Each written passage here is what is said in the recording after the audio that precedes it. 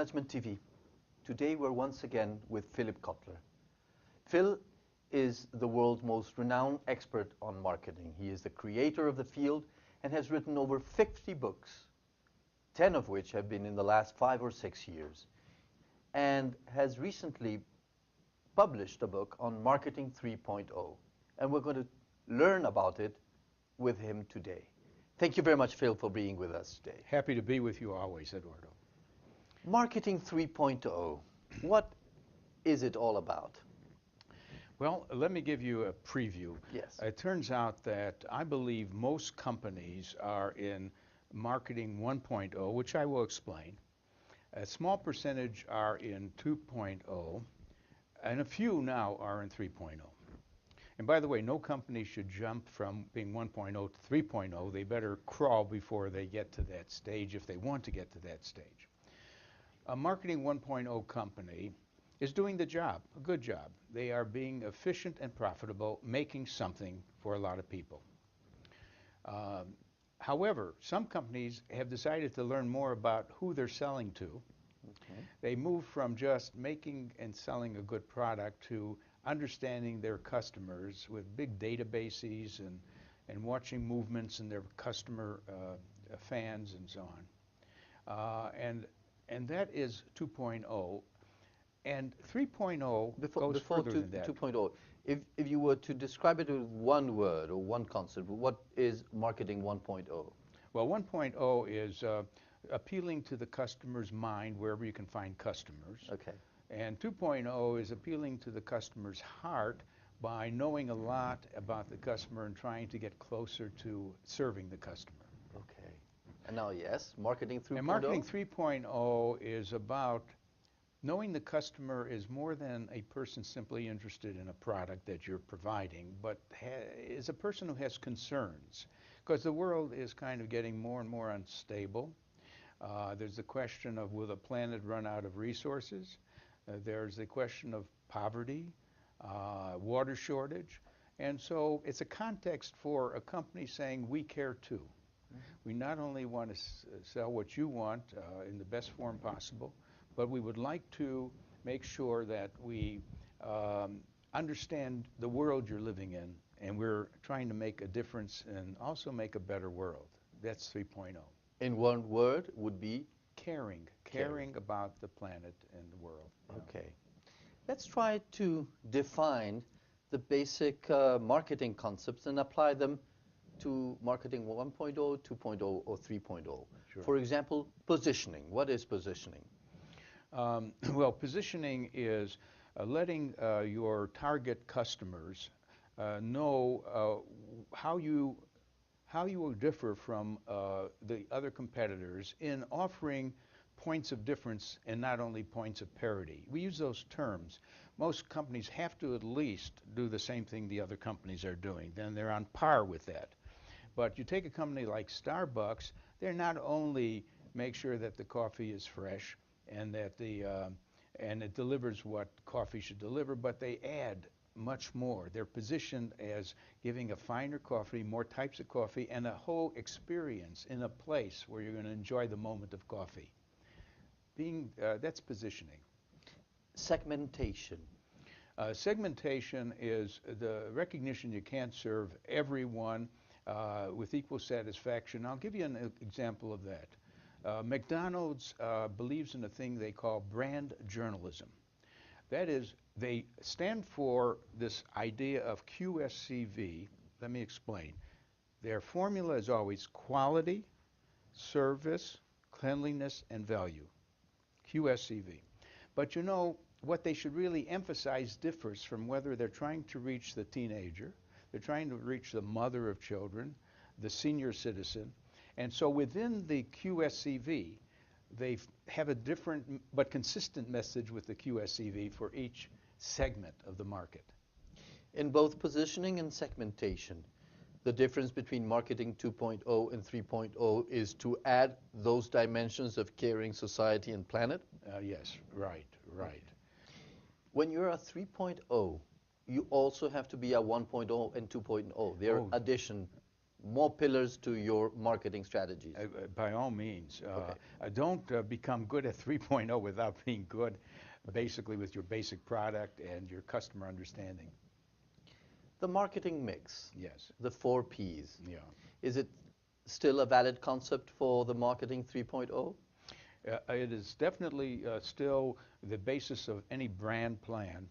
But there's one addition now called co-creation that was missing.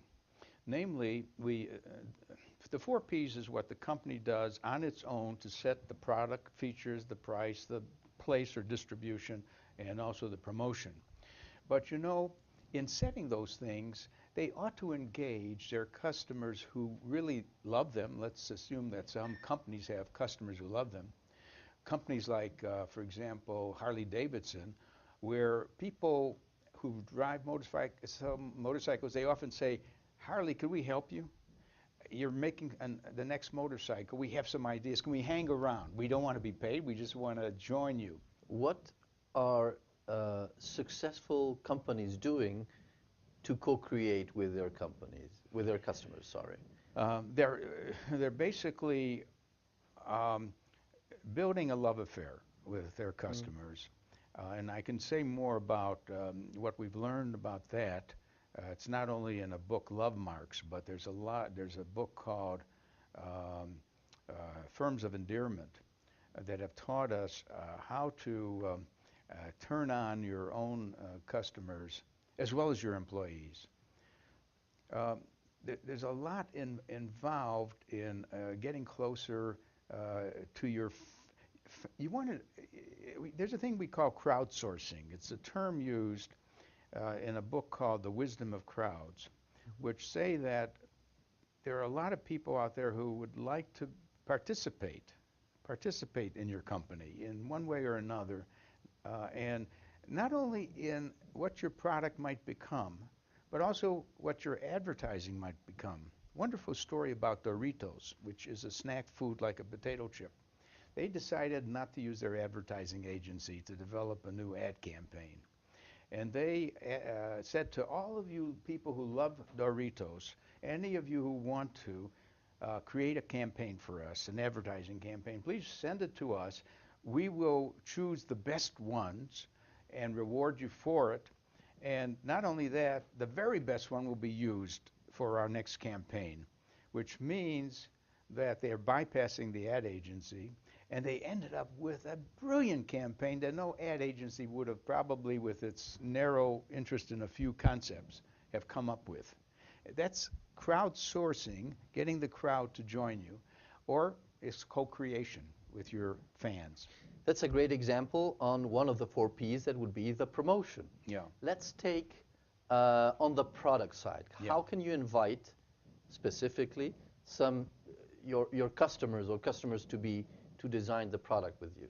Well, you know, it's been done for a long time within the B2B world, the business-to-business world. Any business firm that's making a technical component will go through an alpha and a beta test. Now, the alpha test is to make sure that the component works, doesn't break down inside the company using your own scientists. But then they select a subset of customers with whom they have a good relation, and they ask them to try the product and to suggest any improvements before they do a launch of the final product. So beta testing is the same as co-creation. Okay. Question is, what about a consumer packaged goods company? Well, they do it by having maybe a consumer panel. In fact, do you remember research being done at MIT called lead users? Lead users. No. The professor in that area has shown many companies that they will always have some users who are demanding. In fact, they take the product they just bought from you and improve it themselves. It could be a computer where they play around with the software or the hardware and make it work better. So lead users is another version of watching people take your product and make it better. Let's see co-creation with price. Yeah. Is that possible, or that's too risky? How can customers help you set the appropriate price? Well, you know, it's done in the following way, which most companies can't do it that way. When you say as a restaurant, and this has happened, come in, order what you want, and then pay whatever you want. Okay. That is to say, and a movie theater could do it. Movie theater could say, just come in, watch the movie, and just leave whatever you thought the movie was worth. Okay. It hasn't spread, but it is a way of saying, let the customer be the judge of the value of the product. And finally, if we go to the 4 Ps with co-creation, would Yeah. be place, distribution. How can customers help you co-create your distribution channels? Well, it isn't the final customers there. It is the distribution channels that are your customers at the intermediate level. Yes. And do you know many of the middlemen have been actually reshaping the product. The history of Walmart is telling a toy manufacturer their box or their package is too big for the shelf, and almost giving the design for a better box or package, or actually saying we won't accept it at that size. Go back and so on. So I would say that is co-creation with your distribution system.